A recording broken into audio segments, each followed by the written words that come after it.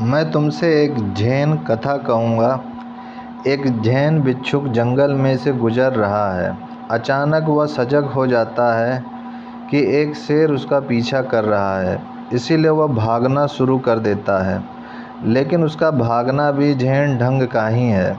वह जल्दी में नहीं है, वह पागल नहीं है। उसका भागना भी शांत है, लयबद्ध है। वह इसमें रस ले रहा है।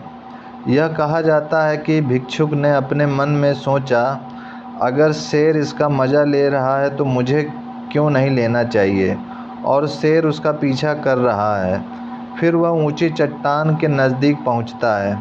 शेर से बचने के लिए वह पेड़ों की डाल से लटक जाता है। फिर वह नीचे की ओर देखता है। एक सिंह घाटी में खड़ा हुआ है, उसकी प्रतीक्षा करता हुआ। फिर शेर वहां पहुंच जाता है, पहाड़ी की चोटी पर, और वह पेड़ के पास ही खड़ा हुआ है। भिक्षु बीच में लटक रहा है, बस डाल को पकड़े हुए। नीचे घाटी में गहरे उतार पर सिंह उसकी प्रतीक्षा कर रहा है। भिक्षु हंस पड़ता है। फिर वह ऊपर देखता है। दो चूहे, एक सफ़ेद और एक काला, डाली ही कुतर रहे हैं। तब वह बहुत ज़ोर से हंस देता है। वह कहता है, यह है ज़िंदगी। दिन और रात सफ़ेद और काले चूहे काट रहे हैं, और जहाँ मैं जाता हूँ मौत प्रतीक्षा कर रही है। यह है ज़िंदगी। और यह कहा जाता है कि भिक्षु को समाधि उपलब्ध हो गई। समाधि की पहली झलक उसको वहाँ मिली। यह है ज़िंदगी। चिंता करने को कुछ है नहीं। चीज़ें इसी तरह हैं। जहाँ तुम जाते हो मृत्यु प्रतीक्षा कर रही है, और अगर तुम कहीं नहीं भी जाते तो दिन और रात तुम्हारा जीवन काट रहे हैं। इसीलिए भिक्षु ज़ोर से हंस पड़ता है। फिर वह चारों ओर देखता है, क्योंकि अब हर चीज़ निर्गत है। अब कोई चिंता नहीं है। जब मृत्यु निश्चित है तब चिंता क्या है। केवल अनिश्चितता में चिंता होती है। जब हर चीज़ निश्चित है कोई चिंता नहीं होती है। अब मृत्यु नियति बन गई है।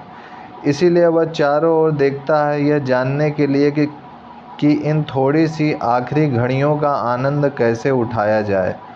उसे होश आता है कि ढाल के बिल्कुल निकट ही कुछ स्ट्रॉबेरीज़ हैं, तो वह कुछ स्ट्रॉबेरी तोड़ लेता है और उन्हें खा लेता है। वे उसके जीवन की सबसे बढ़िया स्ट्रॉबेरी हैं। वह उनका मज़ा लेता है, और ऐसा कहा जाता है कि वह उसी क्षण, उसी घड़ी वह जो है शांति को उपलब्ध हो जाता है। वह बुद्ध हो गया, क्योंकि मृत्यु के इतना निकट होने पर भी वह कोई जल्दी में नहीं था। वह स्ट्रॉबेरी में रस ले सकता था। वह मीठी थी, उसका स्वाद मीठा था। उसने भगवान को धन्यवाद दिया, और ऐसा कहा जाता है कि उस घड़ी में हर चीज़ खो गई थी। वह शेर, वह सिंह, वह डाल, और वह स्वयं भी। वह ब्रह्मांड बन गया। यह है धैर्य, यह है संपूर्ण धैर्य। जहाँ तुम हो उस क्षण का आनंद मनाओ, भविष्य की पीछे पूछे बिना। कोई भविष्य मन में नहीं होना चाहिए। केवल वर्तमान क्षण हो। वर्तमान क्षण में परम संतुष्ट होते हुए जियो।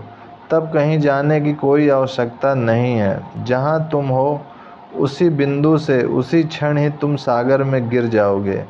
तुम ब्रह्मांड के साथ एक हो जाओगे।